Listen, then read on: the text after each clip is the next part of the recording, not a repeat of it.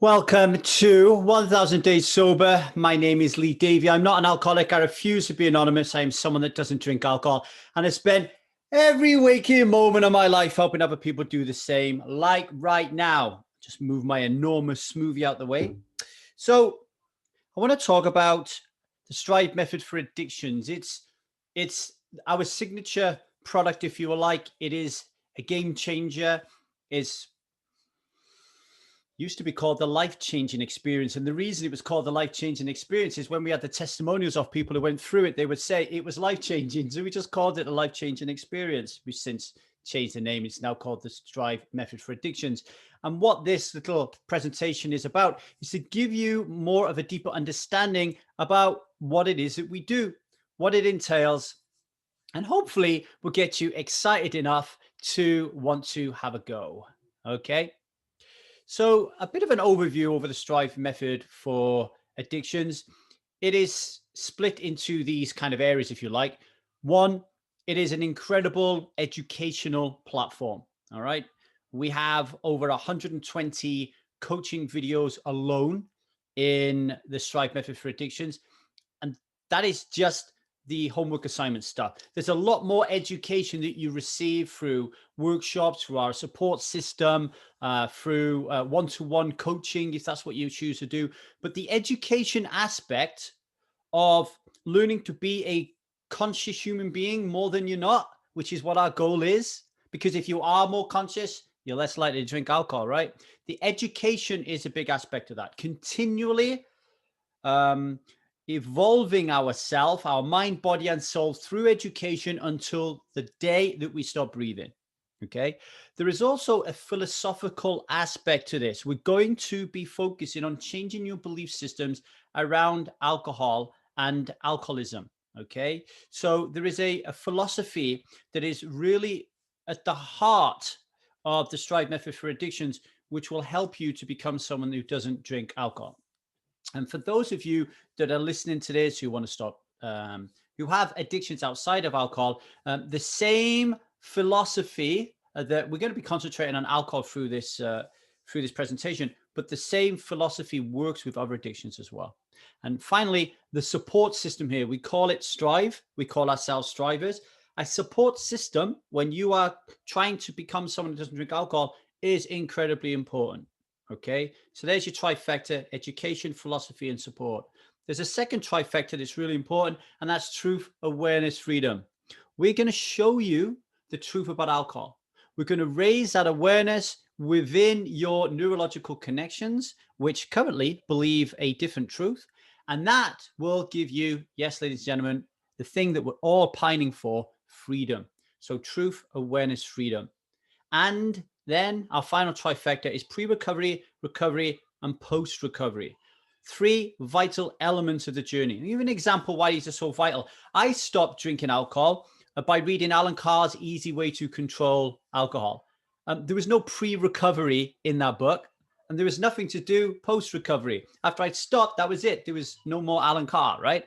It was all purely about recovery.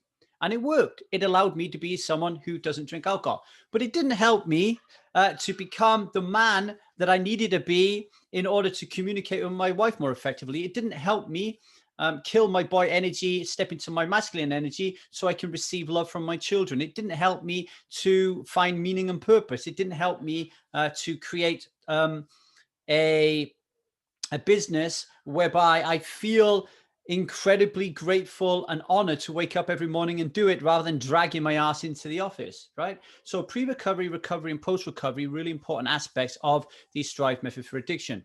And it breaks down into 6 phases, which we'll explain later on. Stuck, thought, ready. They are the pre-recovery phases. This is where we are asking you to understand why you're addicted, to think about your ambivalence, and then get ready to change. So we actually don't ask you to stop drinking in those first 3 months. That is a choice that you will make, but we're quite open about that and saying, you might not be ready yet. Okay, because you're in this pre-recovery phase. You're kind of working it out. So that's the pre-recovery phase. The recovery, where we do the work really changing our belief system, where the philosophy comes into its own, is the initiative and the vigilance phase, where we really work hard on understanding what is going on and how can we change our belief systems here around drinking? Is if you want to stop drinking, it's in the thinking, right? And then after that, post-recovery, okay, so now we stop drinking. What next? We've got all this white space in front of us. What are we going to do with it? What is our meaning? What is our purpose? What is conscious living? How do we continue to be, in my instance, a better husband, a better father, a better human being, an entrepreneur? How do I get a job that is not a job anymore? It's actually something that is much bigger than that. How do we serve other people? That's all in the post-recovery phase, and that's in our evolution phase, okay? And each one of our phases lasts 6 months. So here on the education aspect of it, like I said, it's a workshop. It takes 6 months to complete. Sorry if you can hear my daughter screaming downstairs. It takes 6 months to complete. And each phase is a month long. Stuck phase, thought phase, ready phase, initiative, vigilance, evolution, all a month long. So if you join tomorrow, for example, and we were starting our group program tomorrow, you would have access to the stuck phase. Okay, you wouldn't have access to the thought ready initiative. We don't want you to go too far ahead. You would just have access to the stuck phase. And then what we will do is we will provide you with at least 5 to 7 assignments a week. And the next week's assignments do not get activated until you finish your last assignment in week 1. So week 2 doesn't materialize until you finish week 1. And we urge you to not go on to week 2 until, as a collective, your sobriety coach, so every group has a 1,000 day sober sobriety coach, until they say, okay, we're ready to go on to week 2. Because there's a lot of power in moving through these phases as a group. Yeah, some people fall behind, but we don't want people to go too far ahead. Okay, so you're going to get about 5 to 7 assignments per week. And the assignments, how do they look like? It's me or a coach of 1,000 Days Sober or a friend of 1,000 Days Sober, describing in a coaching video a certain concept that's relatable to addiction. And then underpinning that, after you watch the video, there is extra context. There could be extra videos. It could be something that I've written or another coach has written. And then every assignment, or most assignments, ends with a next step, where you then write in the comments below in Kajabi your assignment, your take. So it could be that we have an assignment on vulnerability, and we say to you, describe what vulnerability means for you by sharing a moment of extreme vulnerability. And then you will type that out. Also then, what we encourage you to do for deeper learning and deeper understanding is actually go to your Marco Polo groups. Marco Polo is a video recording app that we use on the mobile phone. You'll be a part of a Marco Polo group when you join the Strive Method for Addictions group coaching program, and you share and say, hey, I just did the assignment on vulnerability and this come up for me and I wanted to share it with you. Does anybody have any comments on it? Okay, so that interaction around the education is really important. Okay, and this educational platform, it really hinges the framework. It follows the spine or the skeletal structure of this guy you can see on here. His name is James Prochaska. He wrote a great book called Changing Good and another book called Changing to Thrive. And James Prochaska created a theory on addiction called the Trans-Theoretical Behavioral Model of Change. So James acknowledges that everybody's addiction is a subjective experience, and addiction itself is a very convoluted and complex puzzle. But he found through his research that it's actually a structure to the way that somebody goes from post-recovery, pre-recovery to post-recovery. I have a problem. I don't have a problem. And he found that there were 6 distinct phases. And luckily for us, those phases fit into our support system, STRIVE, our acronym: Stuck, Thought, Ready, Initiative, Vigilance, and Evolution. Those are our 6 phases based on James Prochaska's work. So let's start with Stuck. So if you join the group coaching program for the first month, you and your team and your coach will be working to understand, why is it that you are stuck in your addiction? Why is it you're stuck in your relationships? Why is it you're stuck in life in general, in your job or whatever? You just feel like you're wading through molasses, and we're going to be working on that for a month, okay? In week 1, we're going to be talking about various different concepts. One of them is called Harry the Hummingbird, okay? Where we look at the difference between nerve-based learning systems and gene-based learning systems. So we look at hummingbirds a group of hummingbirds is called a charm, by the way. And charms are dictated by gene-based learning systems, right? So a hummingbird who lives in California, for example, is literally programmed to just genetically to just fly to Mexico at a certain time every year. But what would happen if you gave Harry the hummingbird a brain with a neocortex in it? Now, all of a sudden, you've got a nerve-based learning system kind of conflicting with the gene-based learning system. So the child would want to go to Mexico, and Harry's like, well, I don't really want to go to Mexico. I want to hang around in California and make love to more hummingbirds here, or just, do whatever. He's into experimentation, all that kind of stuff. So we have a look at that. What does that mean in terms of addiction? What does it mean when everybody is in the charm and they all want to conform, they all want to fit in, they all want to just drink alcohol? And we use that, the gene-based learning system, as an example of that, or a metaphor of that. And then we say, well, what would happen if we were to experiment and come away from that charm? And what we find is a lot of people are stuck because they don't want to leave the charm, for example. We talk about catabasis and positive disintegration. So catabasis comes from the work of Robert Bly in the book I and John. And catabasis is a Greek word for descent. So a lot of us are stuck because we're in a descent. We're in a descent into the shadow aspects of ourselves. And we're really not kind of sure who we are or what the hell is going on. And then we go into this phase of positive disintegration, a term used by a psychologist called Dabrowski. Okay, where, for me, for example, when I was 35 years of age, going through my catabasis, people used to call me Ching. That was my nickname. Ching had to die. Like Ching had to disintegrate. And so Lee Davy, the man, could be born. And this catabasis is positive disintegration. That is a journey that we go through. And part of that journey for me was stopping drinking alcohol. Okay. And that for me was one of the reasons why I was getting stuck, and I didn't understand why I was stuck and why it is so important to have a guide to help you through these things. And we talk about upper limit problems. This is the work of Gay Hendricks from The Big Leap, where a lot of us, we regularly, everybody on this planet has an upper limit on how much joy and celebration they allow themselves to experience. And when they get close to the upper limit, if you don't have a guide or something like this to help you, or a sobriety coach, you could sabotage yourself and end up not breaking through that ceiling. So a good example is you could be someone who doesn't drink alcohol for a long time. And then you could tell yourself, wow, I never believed life could be this good.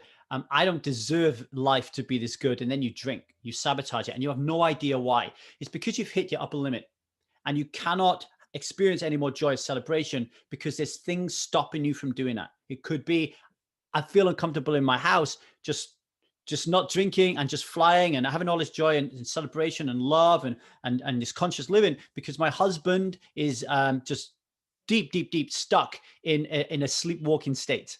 And he has no idea what the heck is going on. I feel really guilty that I'm leaving him behind. So I sabotage myself and drink so I don't have to go through my upper limit problem. We talk about the 5 ends of justification, how we justify our decision to drink and why that's important. We talk about the path of least resistance, which links into positive disintegration and catabasis. But what are the structures? If you think about a path of least resistance, a good example is the airflow in Manhattan. It's the airflow is really dictated by the structures, the skyscrapers. They will force the airflow whichever way it goes because of the structures. So we're all on a path of least resistance. So what are the structures in our life that are directing us to drink alcohol? Okay, so we have a little look at that, mentally and physically, by the way. And then we also talk about failure. We redefine failure. Lots of people, again, this upper limit problem, right? I cannot fail. Well, of course, we're never going to achieve anything if we don't fail. So we have a good look at failure. Week 2 of the Stuck Phase is all about vulnerability. Okay, this is where we dive deep into Brené Brown's book, Daring Greatly, here. And we talk about vulnerability. There is no addiction without our unwillingness to be vulnerable. So we talk about that a lot in week 2. In week 3, it's, if I remember rightly, it's all about change and change agents. Choice. Did we really make a choice, a conscious choice to drink alcohol or not?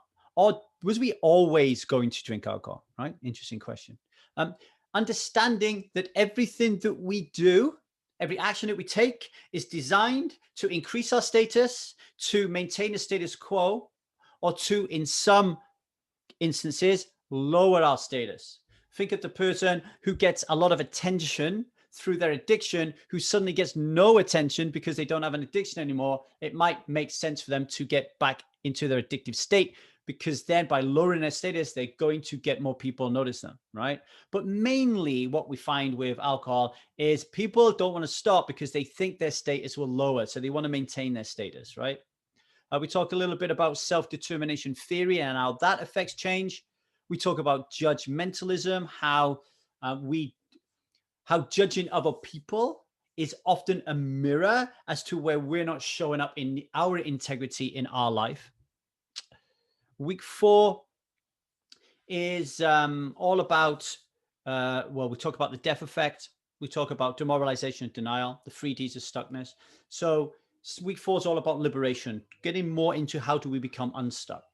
The death effect is the theory from Jeremy Griffith.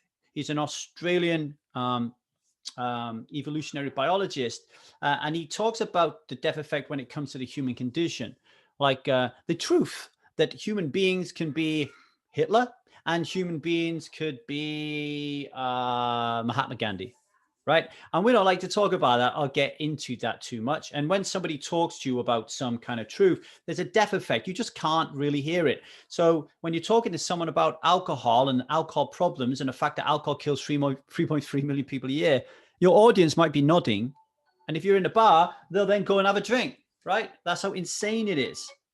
Sorry, my joy alarm just went off. Every 2 hours, my joy alarm goes off. Woohoo! Yeah, boy! I approve of myself. I feel secure and I'm in control, baby. Get in there. Okay, you don't know what the hell I'm doing, but you will if you join Strive. Demoralization. If you try to stop drinking alcohol before you're ready, you will become demoralized. It's a way of self-sabotaging yourself. Resistance, we'll talk about in a minute. Resistance will tell you that you can't do this, that you were not cut out to do this, that it is in your genes, that mom and dad were alcoholic, etc., etc., etc., right? So demoralization is really important. And denial. I don't have a problem. I can handle this, all that kind of stuff. Earlier on, I said to you, there's an important role that status plays. The pain-pleasure paradox is equally important. We only take action to move away from pain or move towards pleasure. Or in some instances, if you take self-harm, for example, we move towards pain because it provides us some relief or some value. But figuring out how the pain and pleasure paradox works with alcohol is hugely important. We talk about consciousness raising at the end of week 4, and we talk about social liberation and also dramatic relief, how we can leverage human emotion to really push home and drive through the blocks that are going to stop us from being someone who doesn't drink alcohol. I just deployed some dramatic relief. Woohoo! By shouting and being highly emotional. I'm sending a message to my brain, remember this moment, right? So celebration and joy, getting really angry, all these different emotions, this dramatic relief can help you to become unstuck, okay? So that is the stuck phase. Month 2, we're going to talk about thought. Why are we ambivalent around stopping drinking alcohol? Okay, so week 1, we're going full on motivation. What is motivation? What does it mean? How is it made up? Why is it equal parts importance? Why is it equal parts confidence? How do we get motivated? What's the difference between extrinsic motivation and intrinsic motivation? Extramural motivation and intramural motivation. We spent a whole week talking about motivation. In week 2, it's all about pressure.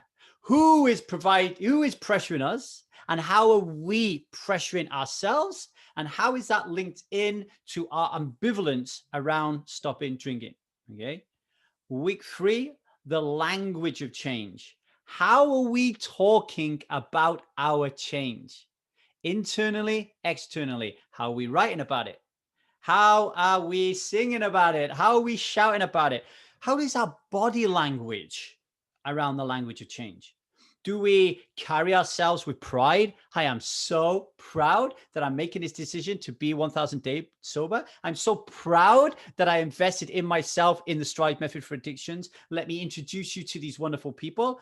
Or am I ashamed that I am being someone that doesn't drink alcohol? Am I ashamed to tell people that I've joined this wonderful program? Am I ashamed when Lee Davies 1000 Days Sober Instagram comments on my Instagram? If you come to this party riddled with shame, you're going to find it really difficult to stop drinking alcohol. The ambivalence is a fight between pride and shame, and we hope that pride wins. And week 4, really critical week in the entire journey of the Stride method for addiction, is resistance. Okay, resistance, or our ego. Okay, as resistance, ego, addiction, call it what you want. We like to call it resistance. It is the voice in your head that will tell you to climb down, to get away from the cliff edge of your like grand, beautiful meaning and purpose. Whenever you're on the cusp of greatness, resistance is what talks you down. Resistance is what sabotages you when you hit your upper limit and you really want to break through that glass. So we spent a whole week talking about resistance, and it's a fascinating look. And then the final month of the post-recovery phase is the ready phase. All right. And we don't let you go into the ready phase until you're ready, by the way. We don't let you get out of the stuck phase if you're still stuck. We don't let you emerge from the thought phase if you're still ambivalent around change. Okay, really important. All right, we all start at the beginning, but it doesn't mean we all end at the same time. All right, if we're not ready to move forward, and that will be a decision jointly made by yourself and your coaches. Okay, so the ready phase is all about preparing for change. So we've dealt with our ambivalence. We understand why we're stuck. And now we're saying to ourselves, okay, I want to go 1000 days sober. So how do we prepare for that, right? So in week 1, we learn and understand the ritualization of drinking alcohol. Well, much bigger than that, ritualization in general in our life. And also the pseudo rituals that we have in life. So a good pseudo ritual is drinking. If you drink alcohol, you'll turn from a boy to a man. It's bullshit. It will lock you into your eternal boyhood in a man's body, for example. We talk about triggers. We're all going to have them. So how are we going to navigate them when we decide to go 1000 days sober? Who are we going to be accountable to, and how can we be accountable to ourselves? And what happens if we relapse? Okay, all in week 1. Week 2, we talk about the principles and the function of habit. We talk about this key area of experimentation. All right. Running thought experiments or physically taking experiments, if you want to be that brave, around really testing the boundaries of the perceived value you believe that alcohol provides you.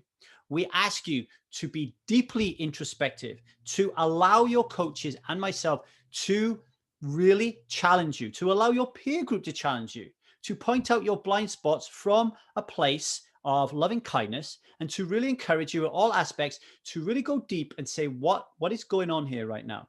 How can this other person be right? Okay. How can this other person be right? So in order for you to introspect deeply, you need to have an open mind. You really have to have an open mind. Scheduling is really important. If you're going to go 1000 days sober, you're going to have to you're going to have to really look at your values hierarchy, and you're going to have to sort your shit out in terms of your priorities. If you don't schedule, you're going to find it really, really difficult to do all that. And then celebration. We talk about the importance of celebrating your wins, about building that momentum and reminding yourself that you're on this epic journey to build up those stores of hope, which will then transfer into pride. Okay. Week 3, we talk about codependency. Okay. We talk about codependency. We talk about boundaries.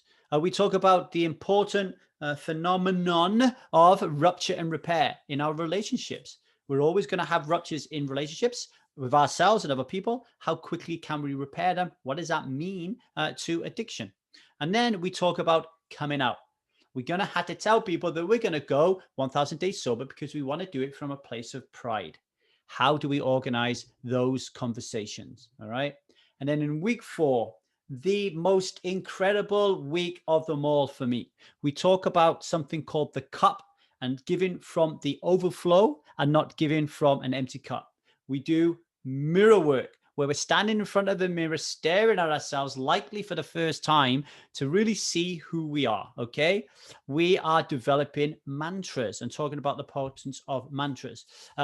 Meditation and mindfulness is another key area that we're going to be focusing on, because we want to introduce these practices when we're going to be someone who doesn't drink alcohol. Breath work is another amazing, incredible thing that we need to talk about.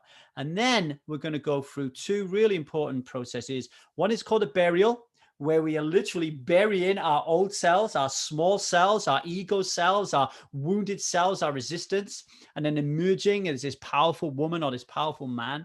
And then we're going to take the vow that I, Lee Davey, I'm going to go 1,000 days sober without drinking alcohol. Okay. Third month initiative. Week one, what is alcohol? Oh, went a bit faster, didn't I? What is alcohol costing us? What is alcohol costing us? What is it doing to our body? And how can we prepare for that moving forward without it in our system? Okay, so a little bit about biology in week one. Week two, it's more about psychology. Okay, what is a worldview? How do our worldviews turn up? How do we create our worldview? What is our worldview around alcohol use, right? What are ideologies and how do they play into addiction? How does culture play into addiction? And what are our belief systems as a result of our ideologies and our culture and our interaction with society? So week two is all working around belief systems, worldview, and culture as it relates to alcohol and alcoholism. Week three, it's really a dive into what addiction is. And we talk a lot about scarcity versus abundance, and how the world itself is a system of scarcity because of the role that meritocracy plays in our lives. Okay. Capitalism, I don't have an answer to anything better than it, and I've really benefited from it. But capitalism, it drives scarcity, and it creates addicts out of all of us. Okay. Then we talk about the theory of psychosocial integration, the work of Bruce Alexander, of how integrating ourselves, or humans' job is to integrate ourselves psychologically and socially. So the human being wants to be autonomous, but the human being also wants to be part of a tribe. And how can we dovetail that? Very often we don't do it. So if you think like autonomously, you want to be someone who doesn't drink alcohol, but societally and tribally, that everybody wants you to drink. So all of a sudden we got a disconnect. So how can we integrate? Well, we can't. We end up getting dislocated. And Bruce Alexander talks about dislocation being one of the, his thesis around addiction really relies on dislocation. And we talk about how dislocation shows up in our life. We talk about powerarchies. Powerarchy is the work of Melanie Joy. Okay. Understanding the psychology of oppression for social transformation. I know it's a theory that might be new to you, but I believe that the drinkers out there oppress the non-drinkers. I believe the system of alcoholism in our institutions, coupled by everybody who drinks, that is an oppressive system against us people who decide we don't want to drink. We get ridiculed, we get bullied, we get abused, we get picked on, we get laughed at, we get ostracized from relationships and tribes, right? How is that not oppressive? So we talk about powerarchies. We talk about the stigma of being someone who doesn't drink alcohol. And then we answer the question, well, what is alcoholism? And I talk and introduce you to this theory of alcoholism being an invisible, violent, and dominant belief system. And then finally, week 4 of the action phase is all about shame. We're going to take a dive. Have I got it up here? I think I have. We're going to spend a lot of time looking at this book, Healing the Shame That Binds You, by John Bradshaw. I'm also doing more work on Brené Brown, who's like the shame expert, right? So we're going to be talking about shame a lot. Vigilance. Vigilance is all about, we've become someone who doesn't drink alcohol. Now we need to maintain it. So when someone says to you, I can stop drinking, but I don't know how to stay stopped, this vigilance part is really important. Okay. So in week 1, we're going to be talking about value. What is the perceived value of drinking alcohol, and how is that an illusion versus what are our values? And do we live in alignment with those values? We talk about moderate drinking. What is it? And why do I think it is very damaging? We talk about anonymity. in the context of this debate about pride versus shame. Okay, so we want to be very proud of our decision. So we want to break the ranks of anonymity to tell people very proudly that we are people that don't drink alcohol. We cover cultivation theory, which is all around media and television and magazines and advertising and how that plays in to alcohol. We talk about, that should actually say, the alcoholic, the term alcoholic, and how that ties into the invisible, violent, and dominant belief system.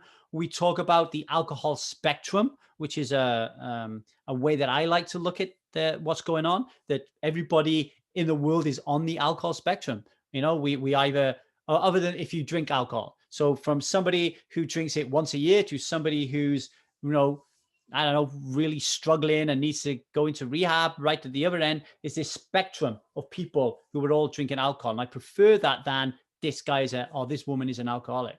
We talk about the role that absurdity plays, how absurd it is that alcohol is seen as being so proliferant, so beautiful, like it's like this utopia, and it's killing people, like it's killing more people than war, murder, and terrorism combined, right? That is absurd, and we talk about that and we look at that. How does nostalgia play a role? You know, like when we have 3 of alcohol and all of a sudden the music comes on the radio and we suddenly want to drink alcohol again. So we talk about nostalgia. We talk about epoch as well. Week 3, we are talking about polarized thinking of an addict. We talk about your alcohol or your life, a little spin on Vicky Robbins' Your Money or Your Life. We talk about sublimation, rationality, and really important, integrity. All addicts have an issue with integrity. And if we need to be free and live a conscious life, we need to understand integrity at a deeper level. Finally, in week 4, we talk about Carol Dweck's work on fixed growth mindset, Angela Duckworth's work on grit, Charles Duhigg's work on the habit loop. And that will then see you to the evolution phase, the 6th and final phase of the Strive method for addiction. And this is where we're no longer drinking, but what we're doing is we're saying to ourselves, okay, how am I in my relationships out of 10? How am I in my physical health out of 10? How am I in my sex life out of 10? How am I in my business world out of 10? How am I money out of 10? How am I spiritually out of 10? And we have a look at those and we say to ourselves, how can we, where is our weak scores and how can we improve them so we can build our rockets and fly to Mars? What are the dreams that we want to tick off? What are the things we want to do? If we only had a year to live, what would we do? And this is what we talk about and we work through in evolution. So in week 1, we talk about the line. So we talk about this great book. I don't know if it's here somewhere. The 15, not here. The 15 Commitments of Conscious Leadership. There's a line, and above the line is when we behave consciously. Below the line is when we behave unconsciously. And the role of a striver, and my job as the guide, is to help you to be aware of when you are operating above the line and when you're operating below the line. And when you're below the line, what do you need to do to get above the line? So whenever I'm talking about there's that above the line behavior or below the line behavior, I'm talking about consciousness versus unconsciousness behavior, right? We talk about the importance of radical responsibility, about taking on every action and problem, particularly your relationships, by owning all your shit. Everything that happens, you can take responsibility for it. And when you take that view, when you can drop the ego and kill the ego and take this view, it changes everything. We talk about purpose and meaning. We look at Tim Kelly's work in True Purpose. What is our purpose? Many of us don't even know what it is. Is purpose a fixed thing, or is purpose dependent on where we are, dependent on our competencies, our skills, and our life experience? We talk about all those things in week 1. Week 2, we touch upon Plato's allegory of the cave. We talk about candor. We talk about serving others. And in week 3, the difference between being and doing. So addicts are in doing, and being is when we're being, we're operating above the line more, we're free of our addiction, and we're in meaning and purpose. We talk about the concept of karma loka. We talk a little bit about the law of attraction and vibration and energy. We talk about living a life of appreciation. And then finally in week 4, the importance of play and rest. 80,000 hours. Why is that an important number? That is the second biggest chunk of time that we have in our life outside of sleep.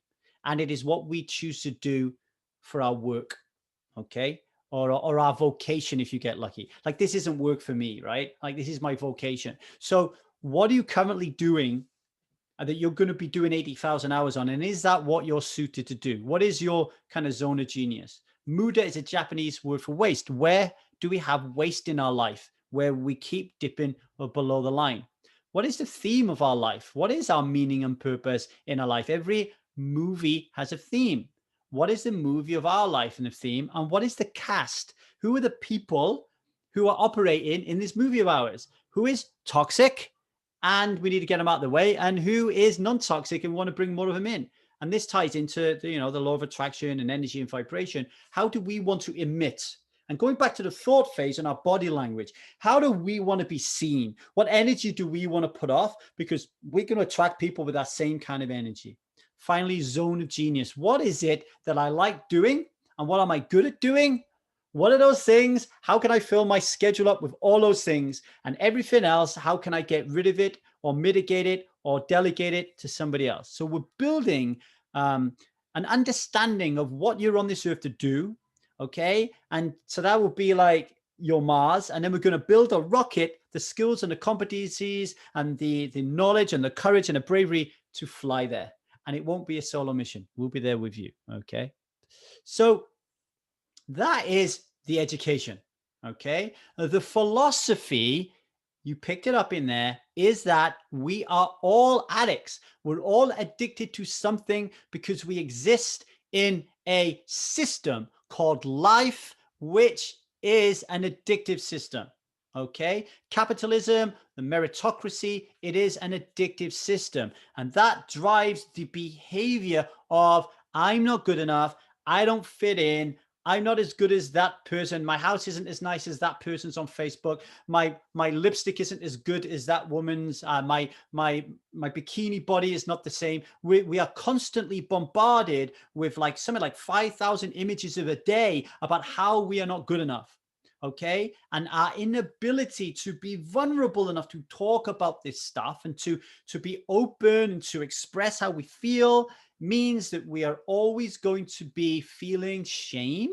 Okay. And a lot of this comes back to us being children, by the way. Almost all of us were abandoned by one or both of our parents, either physically or emotionally, right? So there's a lot of shame around this as well. So the philosophy of this addictive system, which I call, when it comes to alcohol, alcoholism, this invisible, violent, and dominant belief system, is key for you to becoming someone who doesn't drink alcohol. Okay. And now the support system. So talked about the education, talked about the philosophy, let's talk about the support system. Our support system is called Strive. Okay. What is that? Well, we're a family. We're a family. You know, when you first become someone that doesn't drink alcohol, you feel a distance between you and most of your friends and most of your family. At Strive, we're all people who want to or are people that don't drink alcohol. And we're all looking to live a conscious life. Because if you're not, you leave and you go somewhere else. Or you stop drinking alcohol and you just leave, right? We are here to help you quit alcohol, but that's not our sole focus. Our sole focus is to live a conscious life. And you saw then at the end of the evolution stage, we're asking you to pick a theme for your life, to build up how you want it to look, and to choose the right cast. And one of the ways you can do that is here through Strive, is to say, I'm going to associate with people like Lee and Kim and Dominic and Michael and Sarah and Tony, just to name a few people who are in a wonderful family. It's called Strive. Okay. And it is a family. We have a private Facebook group where we talk and commune every day about all kinds of shit that goes on in our life, particularly talking about our shame, because if we talk about our shame by being vulnerable, there is no shame. We have Marco Polo groups, these video recording app groups where we're talking consistently to offer support for people, to share our wins, to check in, to be vulnerable, to talk about our shame, to help other people. Okay. Really important moments. We have weekly online coaching call. I chair it every Monday. And what we do is we tell our stories, we share our wins. And then people say, Lee, I need help with this. And I help coach them. Or if nobody's willing to put their hand up or nobody has anything they want coaching on, I share a coaching moment of myself, my own personal realization. Every Monday we have that. In the group coaching program, you will be led by a 1000 day sobriety coach.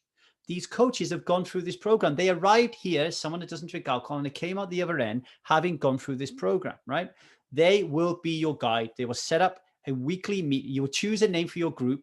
You will set up a weekly meeting, and that is where you will talk about and commune and have support and be a family.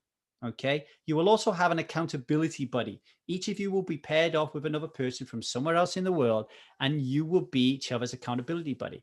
That little intimate support, really important. So we're a family, we're community, we're love. But most importantly, what I love about Strive is challenge. It's challenge. Oh man, we need a lot of empathy. We need a lot of compassion. We need a lot of support. But by Christ, do people need a kick up the arse sometimes? Do people need to be shook and said, look, what is freaking going on? You know, even me, right? I need my coaches to call me out of my bullshit. I need strivers to call me out of my bullshit. We need to build this community where when you're feeling really uncomfortable to say something to someone, that is an indicator that you have to say it. All right. And that when you receive it from a place of loving kindness. Super important. Okay. So that's 6 months, right? So the Strive Method for Addiction group workshop is 6 months. But what happens after 6 months? Well, before I tell you that, one option. So you have the group coaching option, but there's also a personal coaching option as well. Okay. So there are a number of 1000 days specialities coaches. Okay. They are experts in trauma, breath work, meditation and mindfulness, money management, transformational change, embodiment coaches, health and wellness coaches, personality coaches, right? So we have coaches in a wide variety of different things. And then you have yours truly, who is, you know, steeped in understanding of breaking addictions, stopped smoking. I stopped a gambling addiction. I stopped taking recreational drugs of all kinds. I stopped eating sugar. I became vegan. I stopped watching pornography. What else? I stopped drinking alcohol. I am the addiction beating master. Okay. So you get to have one-on-one sessions with me twice a month. So that is a personal coaching option. It's everything that I just said, but there is three coaching sessions a month with me, 2 with me, and 1 with our coaching team. And if you want to learn more about that, then you just drop me a line and let me know. Okay. But if you do complete this group coaching program for 6 months, and the cost you can see there is £795. Now think about this. This is 6 months. This is an absolute steal. And think about this as an investment, not a cost. Think about how much money you drink in alcohol alone, which you will no longer need any money to spend it on at the end of that, right? Not to mention the value that you will get through your changes and living a conscious life in terms of your relationship and building your rockets and flying to Mars, right? So 795 for the Strive Method for Addictions group workshop, okay? But after 6 months, if you want to continue working with us to build that rocket ship and fly to Mars, then you would continue to pay us £40 a month to be a part of Strive. That is the Strive subscription fee. You keep all of your material, and you keep all of your meetings, and you are there in our framework for as long as you want. But we want to see you to get to 1000 days. And for personal coaching, there's no price there because it really depends on how much money you have, okay? And all that kind of stuff. And I said here the cost of the program first rung. That's not actually true. This is the cost of the program, Strive Method for Addictions. The first rung is, you've just heard me talking about these things. If you actually want to experience these videos for free, I've got 6 of them, and I've put them in a little mini series called The First Rung. So if you go to www.1000dayssober.com, you'll see on the page The First Rung. Just put your email address in. We'll ship you the mini series, and you'll have 6 episodes, 1 from each phase, that you can actually look at, experience yourself, and do the homework assignments. Okay. Any questions? Well, you can't give me any questions because I just recorded this, but please send them to me at 1kdaysober@gmail.com. Okay. Any questions whatsoever? And if you want to join this wonderful program, again, just email us at 1kdaysober@gmail.com and we'll get you signed up. At the very bare minimum, if you haven't already done so, go to the website and sign up for the first rung. Okay.